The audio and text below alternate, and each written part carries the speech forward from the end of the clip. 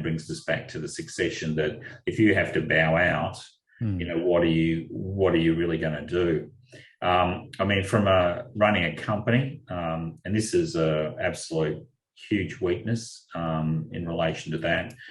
There's so many companies, whether they're just single director or dual director, for example, two partners are in the company. The danger is if they both die together or one dies or is incapacitated.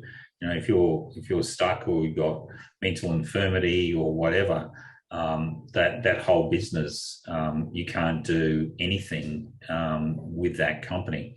Now, a lot of people say, well, it doesn't matter, I've got enduring power of attorney that will cover that. Unfortunately, that doesn't, because in New South Wales, the Powers of Attorney Act doesn't have precedence over the Corporations Act.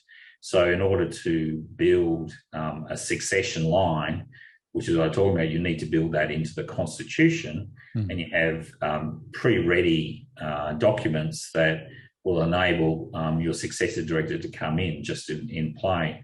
And that's fairly important. That's an absolute crucial solution.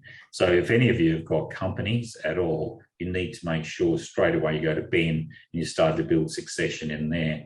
Because I've seen too many companies fail, because what will happen is if you don't have any directors in that company, and for example, you pass away, then those shares might fall into an estate. But again, if those shares fall into the estate, it doesn't mean the company's going to run, because again, if there's a no-win, no-fee, remember the executor can't do anything.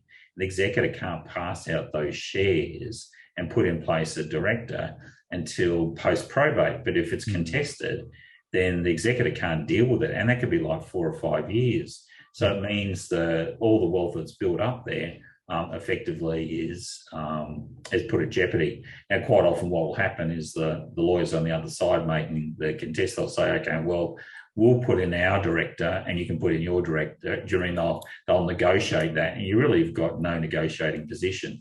So having something simple as a successor director, in fact, ASIC's released a guideline on it. So that's the body that looks after companies, and said you must put in place a succession plan for your company, because who's going to pay wages, who's going to be dealing with the government, any contractors and suppliers. So that successor director solution is really important.